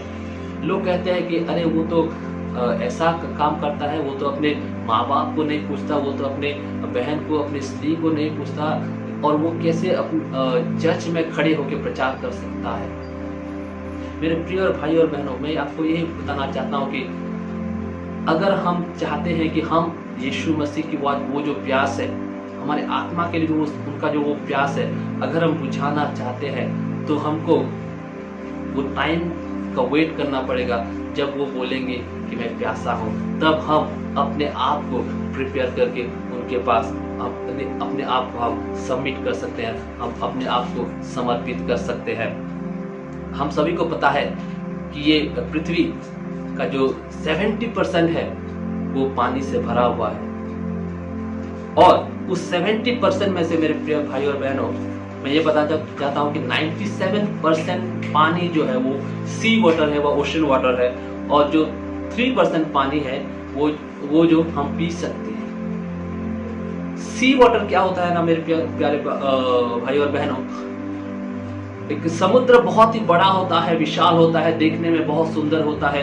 लोग समंदर के पास जाते हैं, टहलते हैं, उसका आनंद लेके हैं, उसकी बढ़ाई करते हैं, उसकी बड़ी बड़ी लहरों को देख के खुश होते हैं। लेकिन मैं आपको एक बात बताना चाहता हूँ, समंदर चाहे कितना भी अच्छा क्यों ना दिखे, कितना भी बड़ा क्यों ना दिखे, लेकिन वो कभी मनुष्य की प्यास नहीं बुझा सकता। लेकिन वो 3% पानी जो नॉर्मल पानी है, वो ही मनुष्य की प्यास बुझा सकता है। आज हमारे आसपास, हमारे पृथ्वी में ऐसे भी लोग हैं, 97% लोग हैं जो समुद्र की तरह बहुत ही बड़े हैं, बड़ी बड़ी गाड़ियां, बड़े बड़े बंगले हैं, जो अपने आप को रेवरेंड कहते हैं, जो अपने आप को प्रभु के बड़े बड़े दास कहते हैं, जो दिखने में बहुत सुंदर हैं, लेकिन उनके पास वो प्यास बुझाने की क्षमता नहीं होती है। तो मैं आप लोगों को आज ये बताना चाहता हूँ, वो 97% होने से ज्यादा हम अगर वो 3% के अंडर भी आए तो वो हमारे लिए बहुत ही बड़ी बात है। हमको नहीं चाहिए वो बड़ा दिखना, लेकिन अगर हम वो 3% बन सकते हैं, जो पानी कोई पी सकता है और उसका प्यास बुझा सकता है, तो ये हमारे लिए आशीष की बात होगी। और मैं अंतिम में और एक बात कहना चाहता हूं, हम क्यों नहीं किसी की प्यास बुझा सकते? हम क्यों यीशु मसीह की प्यास आज तक नहीं बुझा सकते? हमारे अंदर वो क्या कमी रह गई है? यिर्मयाह भविष्यद्वक्ता वो कहते हैं, वो इस्राएल परमेश्वर यिर्मयाह भविष्यद्वक्ता को इस्राएल लोगों के बारे में कहते हैं कि उन्होंने 2 गलतियां की थी। आज शायद हम लोगों से भी वो 2 गलतियां हो रहे हैं। आइए हम वचन में से देखते हैं, यिर्मयाह भविष्यद्वक्ता की पुस्तक, उसका 2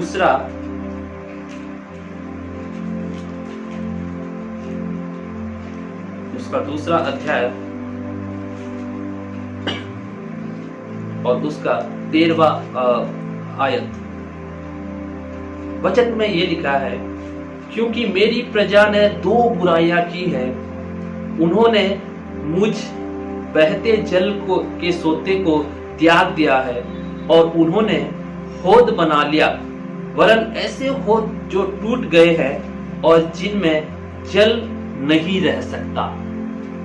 मेरे प्यारे भाई और बहनों, इस्राएल समुदाय ने 2 गलतियां परमेश्वर के विरोध में की थी। एक जो पहली गलती है वो क्या है, उन्होंने उस बहते जल के सोते को पहचाना नहीं जो परमेश्वर है। उन्होंने उस बहते जल के सोते को उन्होंने त्याग दिया, और त्यागने के बाद उन्होंने दूसरी गलती क्या की, उन्होंने अपने मन से होद बना ली। लेकिन परमेश्वर कहता है उन्होंने होद तो बना लिए, लेकिन वो टूटे हुए हैं जिनमें जल नहीं रह सकता। अगर हम परमेश्वर को त्याग कर अपने खुद से कुछ बना रहे हैं ना, मेरे प्यारे भाई और बहनों, मैं बताना चाहता हूं आपको, वो कभी भी भरपूर नहीं हो सकता। इस्राएलियों ने परमेश्वर को त्यागा और अपने मन मुताबिक एक नियम बनाया, एक मन मुताबिक अपना जीवन यापन किया। आज हम भी ऐसे कुछ काम कर रहे हैं जो हमको अच्छा लगता है, जो हमको हमारे दैनिक जीवन में बाधा ना दे, वैसा काम हम करने को चाहते हैं। हम लोगों ने ऐसा एक परमेश्वर अपने दिमाग में बैठा लिया है जो हम जब दूसरों की बुराइयां करते हैं वो परमेश्वर उसमें खुश होता है। जब हम किसी की टांग खींचते हैं वो उसमें खुश होता है। जब हम चर्च नहीं जाते हैं वो उसमें ठीक है बच्चा, कोई बात नहीं, आज नहीं गए चलेगा, तो उसमें वो खुश होता है। हमने अपने हिसाब से वो होद बना लिए हैं, लेकिन मैं आपको बताना चाहता हूं वो होद जल को पकड़ के नहीं रख सकता। अगर वो जल को पकड़ के नहीं रख सकता तो वो कभी भी किसी की प्यास नहीं बुझा सकता। मेरे प्रिय भाई और बहनों, में आप आज को ये कह के उत्साहित करना चाहता हूं कि आप वो पानी बनो जो यीशु मसीह की प्यास बुझा सके। समंदर बहुत बड़ा है लेकिन वो कभी भी किसी की प्यास नहीं बुझा सकता, लेकिन आप वो पानी बनो जो प्रभु के लोगों की प्यास मिटा सके। और अगर हम प्रभु के लोगों की प्यास मिटा सकते हैं तो अल्टीमेटली हम यीशु मसीह की प्यास बुझा सकते हैं। प्रभु हमको ये वचन समझने में आशीष करे। और आइए हम अपने आंखों को बंद करें और प्रार्थना करें। प्यारे प्रभु, आपने हमें ये अपॉर्चुनिटी दिया कि हम आपके वचन से कुछ पढ़ सके, कुछ समझ सके, इसलिए आपके नाम को धन्यवाद देते हैं। आपके उस बलिदान को स्मरण करके आपके नाम को धन्यवाद देते हैं। परमेश्वर, आपने अपने एक लौते पुत्र को हमारे लिए परमेश्वर आपने त्यागा, और हमारे लिए आपने उनको उस क्रूस पे बलिदान किया। परमेश्वर, आप हमको वो सामर्थ से, वो पवित्र आत्मा की शक्ति से हमको भरपूर कीजिए, जैसे कि हम तो वैसे पानी बन सके जो आपकी वो प्यास बुझा सके। हमें पता है परमेश्वर, आज भी आप हमारे लिए प्यासे हैं, लेकिन हम मनुष्य हैं जो पाप के दलदल में बसते ही जा रहे हैं। परमेश्वर, हमको वो आप सामर्थ दीजिए, वो शक्ति दीजिए, जैसे कि हम अपने जीवन को परिवर्तन करके वो हम ऐसे जल बने, ऐसे पानी बने, जिससे कि हम आपकी वो प्यास को मिटा सके। परमेश्वर, फिर से आपका धन्यवाद करके ये प्रार्थना आपके प्यारे पुत्र यीशु मसीह के नाम से मांगते हैं, आमीन।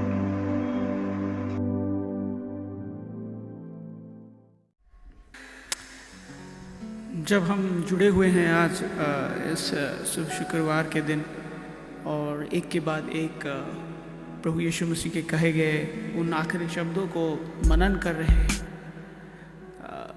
मैं चाहूँगा कि हम इस गीत को जब गाते हैं, ये बहुत पुराना गीत है, और जब हम इस गीत को गाते हैं तो आप आत्मा में बने रहें। ये गीत इस तरह कहता है कि तेरे लहू से धुलने वाला रुतबा तेरा जाने, तेरे कलाम को पढ़ने वाला ज़ात तेरी पहचाने। जो हम धुले हुए हैं प्रभु यीशु मसीह के लहू से, हम उसके रुतबे को जानते हैं, और उसका रुतबा ये है कि वो ज़मीन और आसमान को बनाने वाला है।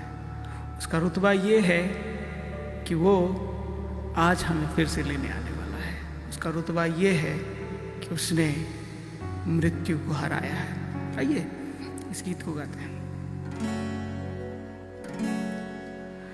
तेरे लहू से धुलने वाला रुतबा तेरा जाने, तेरे कलाम को पढ़ने वाला जात तेरी पहचाने, तेरे लहू से धुलने वाला रुतबा तेरा जाने, तेरे कलाम को पढ़ने वाला जात तेरी पहचाने। खुदूश खुदूश खुदूश खुदूश वो ही है पाके खुदा। खुदूश खुदूश खुदूश खुदूश वो ही है पाके खुदा। लकड़ी पे लटका नासरी देने को जिंदगी, वो ही बनाता लानती देने को रास्ते। सब मिलके कहेंगे खुदूश खुदूश खुदूश खुदूश खुदूश वो ही है पाके खुदा। खुदूश खुदूश खुदूश खुदूश वो ही है पाके खुदा। लकड़ी पे लटका नासरी देने को जिंदगी। हालेलुया।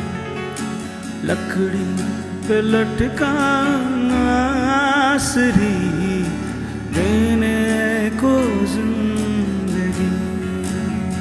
और एक बार, लकड़ी पे लटका नासरी देने को जिंदगी।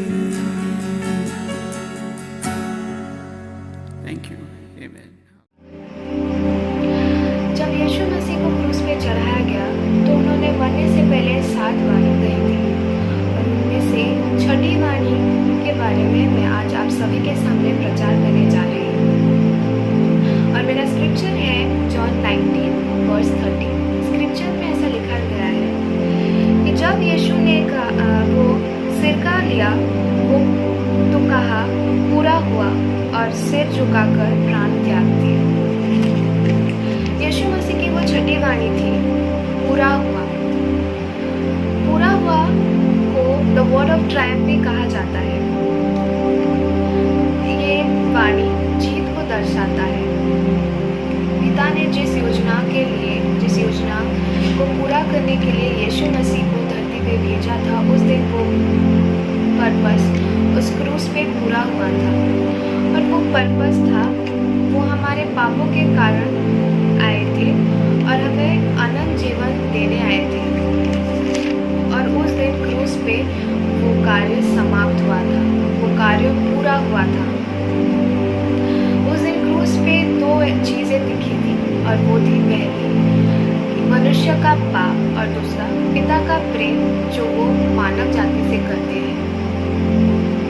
उस दिन यीशु मसीह ने हमारे पापों के भार, हमारे सारे दुख, हमारे सारे कष्ट, हमारी सारी बीमारियां, उन सारी चीज़ों को अपने शरीर पे लिया, और वो क्रूस पे एक बलि के स्वरूप चढ़ गए, और उन्होंने अपने प्राण त्याग दिए। उन्होंने अपने प्राण त्याग देते हुए उन सारे दाम को चुकाया। उस दिन ना सिर्फ यीशु मसीह ने धरती पे आने का अपना पर्पस पूरा किया, उन्होंने उन सारे नेगेटिव उसके साथ उन्होंने उन सारी नेगेटिव चीज़ों को भी उस क्रूज पे ख़त्म किया था जो हमें हमारे डेस्टिनी हमें हमारे पर्पस के पास जाने से रोकती है।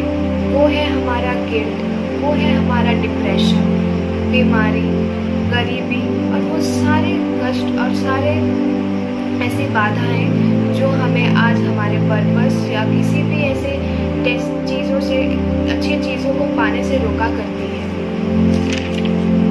ये सारी चीज़ें उसी दिन क्रूज पे यीशु मसीह ने ख़त्म कर दिया था और उसे ख़त्म करते हुए उन्होंने कहा था पूरा हुआ। लेकिन जो चीज़ सालों पहले क्रूज पे ख़त्म हो चुकी थी वो चीज़ आज भी उन चीज़ों से लोग गुजर रहे हैं।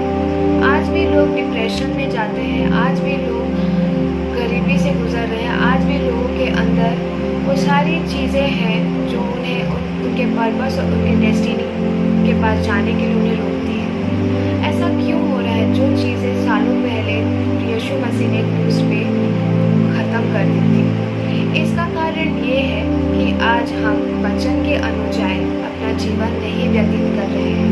हम पिता के कहे हुए वो आज्ञाएं पालन नहीं कर रहे हैं। इसके वजह से आज भी हम इन सारी चीज़ों से जूझ रहे हैं। हमें आज का ये वचन ये सिखाता है कि जिस तरह पिता ने यीशु मसीह को जो आज्ञा दी थी, यीशु मसीह ने उसे ओबीडिएंट होके माना था और वो आज्ञाकारी होके उन्होंने इन चीज़ों को माना था। वो वचन को मान के चलते थे। इसी वजह से आज उन्होंने वो विजय प्राप्त की थी उस क्रूस पे। उन्होंने वो विजय प्राप्त की थी क्योंकि वो ओबीडिएंट थे पिता की तरह। वो वचन के अनुसार अपना जीवन जीते थे। तो अगर हमें भी इन सारी चीज़ों से जय लाभ करना है तो हमें भी वचन के अनुसार अपने जीवन को जीना होगा, पिता की आज्ञाओं को पालन करना होगा। हमें भी वो ओबीडिएंट लाइफ जीनी होगी ताकि हम भी उस चीज़ों पे जय लाभ कर सकें। हमें भी उसी अधिकार से घोषणा करनी होगी हमारे उन सारी परिस्थितियों के ऊपर जो हमें आज हमारे पर्पस और हमारे डेस्टिनी को पाने के लिए रोक रहे हैं। हमें भी जिस तरह से यीशु मसीह ने उस अधिकार से कहा कि पूरा हुआ, इट इज़ फिनिश्ड, हमें भी हमारे सारे परिस्थितियों के ऊपर वो घोषणा करनी होगी। Guilt, it is finished, depression, it is finished, poverty, it is finished. हमें हर एक चीज़ों पे घोषणा करनी होगी क्योंकि पिता ने हमें उन सारी चीज़ों पे पहले से ही जय दे दिया है। हमारा काम है उन चीज़ों को रिसीव करना, हमारा काम है उस जय को रिसीव करना ताकि हमारे जीवन का जो पर्पस है, जो डेस्टिनी है, हम उसे पा सकें। तो अगर आपके जीवन में आप भी ऐसे किसी भी चीज़ों से गुजर रहे हैं तो आप भी उसी तरह वचन के अनुसार चलिए, अपने जीवन में वो ओबीडिएंट लाइए और उसी अधिकार से आप घोषणा कीजिए अपनी परेशानियों के ऊपर ताकि आपको भी वो जय मिल सके अपने जीवन में।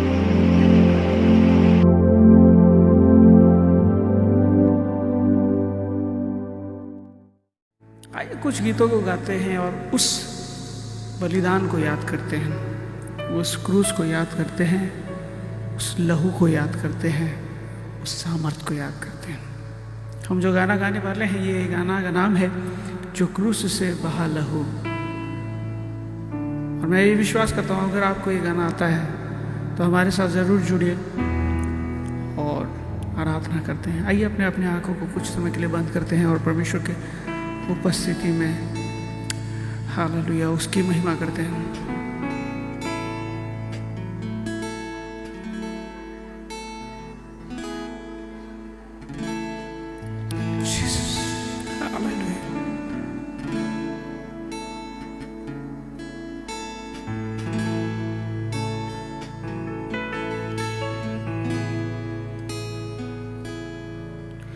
जो क्रूस से लहू बहा मेरे लिए, जो क्रूस से लहू बहा मेरे लिए, ओ यस Yes, Lord, hallelujah. काफी है वो मेरे गुनाह धोने के लिए। Oh yes, काफी है वो मेरे गुनाह धोने के लिए, जो क्रूस से लहू, मिलके गाते हैं, बहा मेरे लिए। आइए मिलके, सारे मिलके गाएंगे। जो क्रूस से लहू बहा मेरे लिए। Hallelujah Jesus.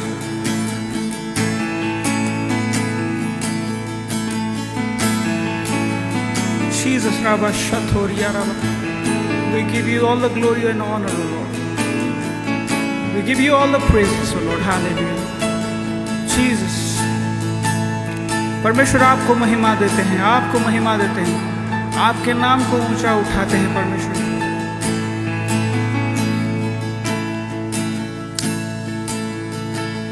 दुखों को मेरे वो उठा लिया, अपराधों के कारण वो घायल हुआ। दुखों को मेरे वो उठा लिया, अपराधों के कारण वो घायल हुआ। मेरे शांति के लिए उस पर ताड़ना पड़ी। मिलके गाते हैं सारे मिलके। मेरे शांति के लिए उस पर ताड़ना पड़ी। उसके कोड़े खाने से चंगा मैं हुआ। उसके कोड़े खाने से चंगा मैं हुआ। जो क्रूस से लहू बहा मेरे लिए। मिलके गाते हैं सारे मिलके। जो क्रूस से लहू बहा मेरे लिए। काफी है वो, काफी है वो मेरे गुनाह धोने के लिए। जीसस लोग, काफी है वो मेरे गुनाह धोने के लिए।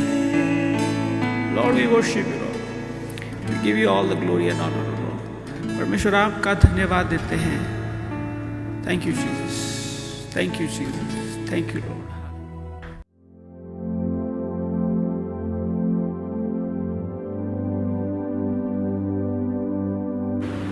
जय मसीह जी। आज के शुभ शुक्रवार में मैं आप सभी को प्रभु यीशु के नाम से स्वागत करता हूँ। आप अभी तक हमारे साथ जुड़े हैं, इसलिए परमेश्वर के नाम को मैं धन्यवाद देता हूँ। आज का दिन पूरी दुनिया सेलिब्रेट कर रहा है। मैं तो कहूँगा सेलिब्रेट कर रहा है, क्योंकि आज सैड फ्राइडे नहीं है, आज गुड फ्राइडे है।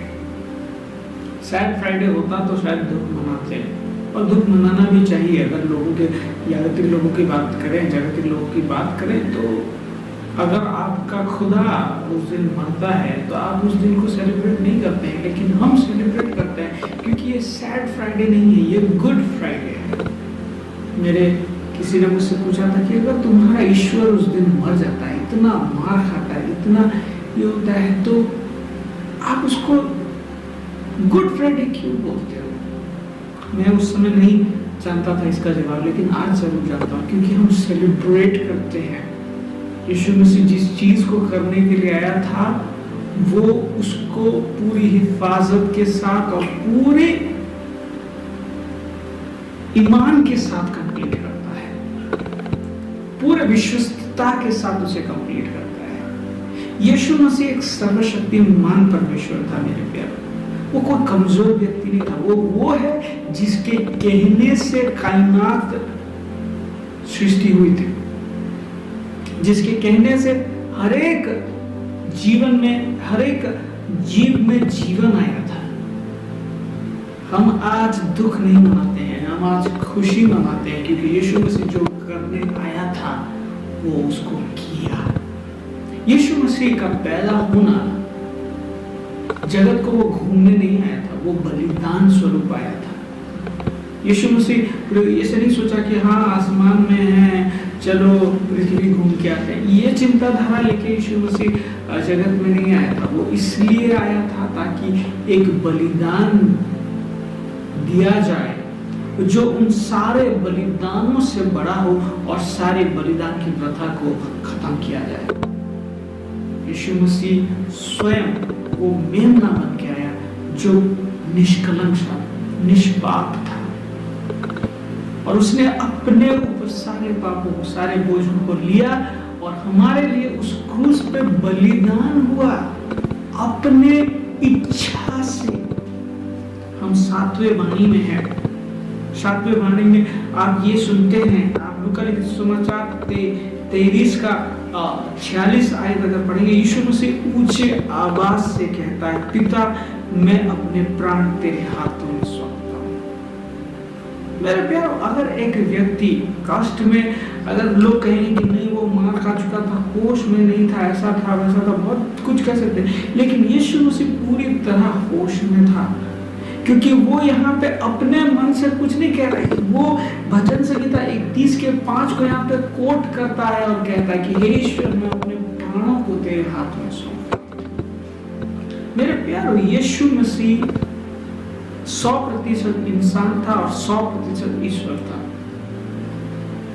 इंसान के हैसियत से उसे कष्ट हो रहा था, उसे कष्ट पीड़ा हो रही थी, क्योंकि उसने मार खाया है, उसको मारा गया है, उसको हाथों में कांटे डाले गए हैं, क्रूस पे टांगा गया है। इंसान का शरीर उसे खींच के रख रहा था, लेकिन उसमें एक चीज थी जो उस कष्ट से ज्यादा, उस पीड़ा से ज्यादा उसके मन में एक चीज थी कि मैं जो करने आया हूं वो मुझे खत्म करना है।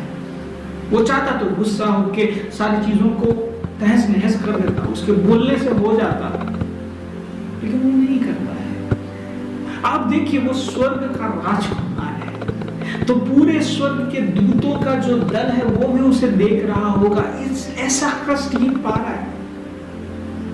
वो भी सोचे होंगे एक बार बस बोल के बताओ प्रभु, हम आ जाते हैं। लेकिन यीशु मसीह कहता है, पिता परमेश्वर जिसका एकलौता पुत्र है वो देख रहा है, वो भी चुप है, क्योंकि वो यीशु मसीह की विश्वस्तता पे भरोसा रखता है। यीशु मसीह भरोसामंद है, पिता को भी पता है, पिता को भी पता है कि वो कष्ट क्या है, क्या कष्ट सह रहा है यीशु मसीह, उसके बारे में पिता को अच्छे से अंदाजा है, लेकिन फिर भी पिता क्या करता है, चुप रहता है। क्यों? क्योंकि उसके एक बेटे के बदौलत उसको पूरा संसार मिलने वाला है। हालेलुया। पिता का चुप रहने का कारण है एक के बदले पूरी संसार, पूरी पूरी पूरी कायनात उसको मिलने वाली है, अनंत काल के लिए मिलने वाली है। मौत का बंधन टूटने वाला है। यीशु मसीह यहाँ पे क्या दिखाता है? यीशु मसीह आखिरी में जो शब्द कहता है कि हे पिता मैं अपने आप को समर्पित करता हूँ, वो अपने पिता के सामने, अपने खुदा के सामने, अपने सृजनहार के सामने ये कहता है कि प्रभु मैं तुमने जो कहा था कंप्लीट किया, बलिदान स्वरूप आया था, अपने आप को बलि दिया, मैंने सारे चीजों को किया, अब मैं अपना प्राण तुझे सौंपता हूं, ले ले।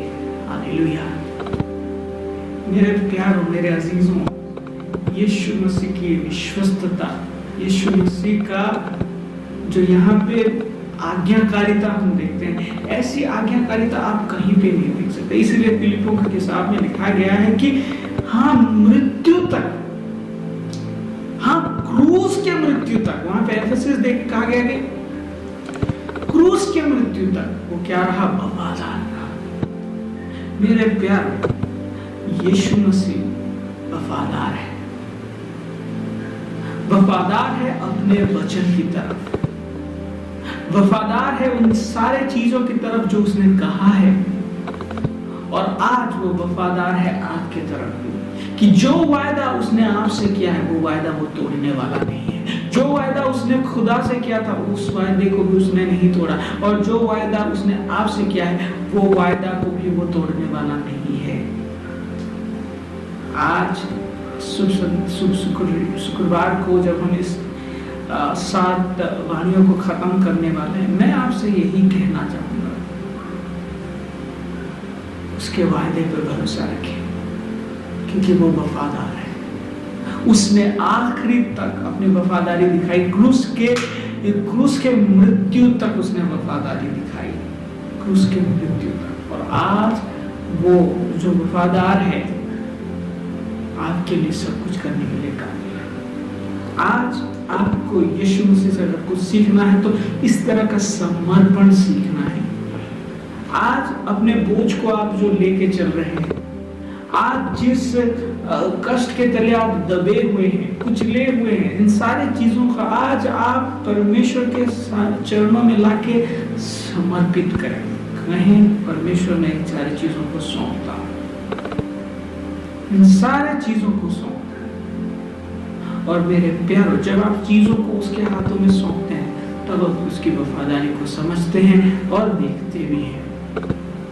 मेरे प्यारों, वो भला है, वो अच्छा है, और उसकी करुणा सदा के लिए है। आज जब हम इस चीज को खत्म कर रहे हैं, मैं एक ही चीज कहूंगा कि वो वफादार है। उसने मृत्यु तक पिता के सामने उसकी वफादारी दिखाई, और जब वो पुनः आने वाला है तब तक वो आपके और मेरे साथ भी अपनी वफादारी दिखाई। उसने कहा था मैं तुम्हें अनाथ नहीं छोड़ूंगा, उसमें भी वफादारी दिखाई। आज यीशु मसीह ने आपसे जो भी वायदा किया है वो सारी चीज संपूर्ण होने वाले हैं, वो सारे चीज कंप्लीट होने वाले हैं। मेरे प्यारों, इस शुभ शुक्रवार में मैं और एक बार आपको इस शुभ शुक्रवार का शुभेच्छा देता हूं और ये दुआ करता हूं कि यीशु मसीह जो क्रूस की मृत्यु तक वफादार था, और जो आज भी वफादार है, और जो आने वाले कल में भी रहेगा, उसकी आशीष, उसकी दया, उसका प्रेम, उसका अनुग्रह आपके ऊपर भरपूरी से हमेशा के लिए रहे। परमेश्वर आपको आशीष दे। धन्यवाद। God bless you. आइए हम दुआ करते हैं और इस शुभ शुक्रवार के इस सर्विस को अभी खत्म करते हैं। परमेश्वर, आप महान हैं, सर्वशक्तिमान हैं, जीवितों के खुदा हैं परमेश्वर। और आज परमेश्वर, हम जब इस शुक्रवार के दिन आपके चरणों में बैठकर परमेश्वर उस बलिदान को याद करते हैं, हम कितना ही गर्व महसूस करते हैं आपके ऊपर कि परमेश्वर आप क्रूस के मृत्यु तक परमेश्वर वफादार है।